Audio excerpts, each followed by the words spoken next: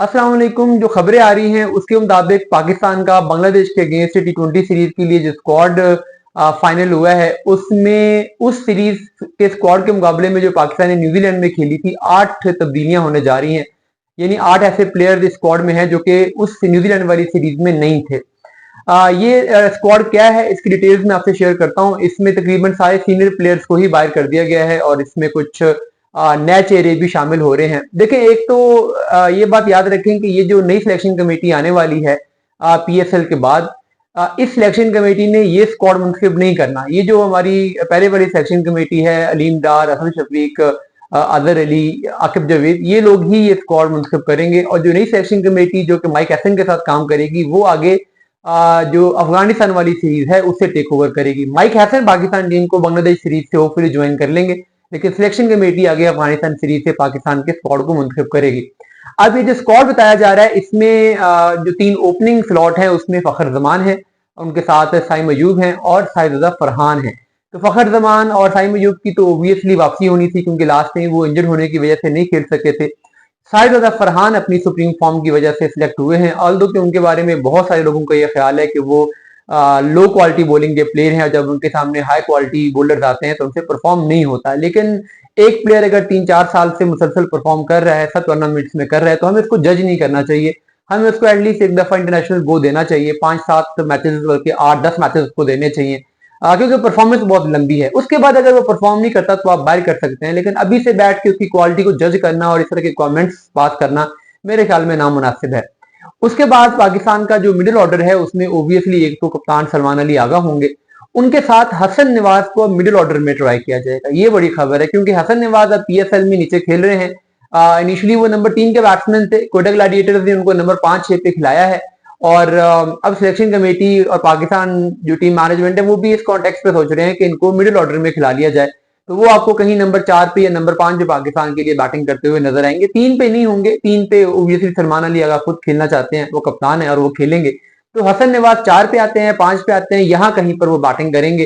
तो हसन नवाज पाकिस्तान के स्क्वाड में होंगे, लेकिन मिडिल ऑर्डर के लिए होंगे। साथ में जो कीपर बैट्समैन की चॉइस है, एक तो वो जो मोहम्मद हारिस हैं ओबियसली वो होने हैं, और उनके साथ दूसरे बैकअप कीपर के तौर पे उस्मान खान नहीं होंगे बल्कि साहिदा फरहान होंगे। तो साहिदा फरहान खुद भी कीपर बैट्समैन है, तो ये 2 कीपिंग ऑप्शन पाकिस्तान के स्क्वाड में आ जाएंगे, इसलिए उस्मान खान को बैकअप कीपर के तौर पे स्क्वाड में नहीं लिया गया।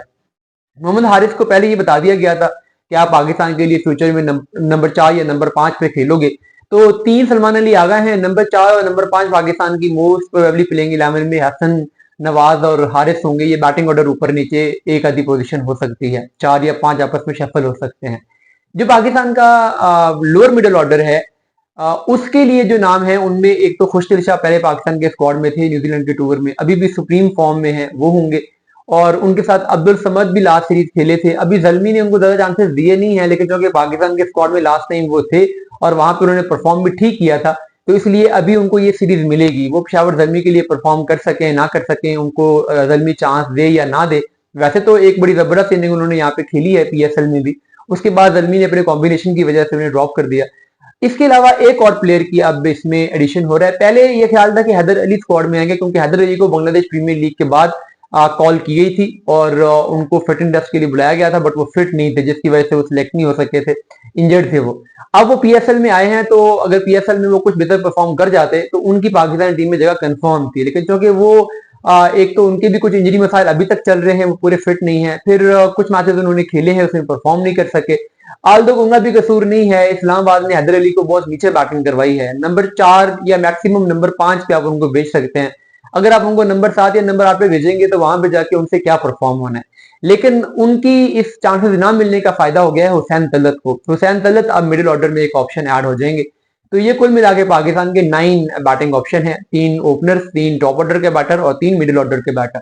उसके बाद पाकिस्तान ने 2 ऑलराउंडर स्क्वाड में सिलेक्ट करने हैं, जो कि एक शादाब खान होंगे स्पिन बॉलिंग ऑलराउंडर के तौर पे, वाइस कैप्टन भी वो हैं, वो स्क्वाड में रिटेन कर जाएंगे पोजीशन इस PSL में की हद तक उन्होंने एटलीस्ट ये प्रूव किया है कि पाकिस्तान के जितने भी स्पिन बॉलिंग ऑलराउंडर्स हैं उनके मुकाबले में स्टिल वो बेहतर है। हम उन्हें दुनिया के बाकी प्लेयर से कम्पीट कर सकते हैं, कह सकते हैं कि हाँ उतने अच्छे नहीं है, लेकिन हमारे पास अवेलेबल ऑप्शन में से तो उन्होंने ही परफॉर्म किया है।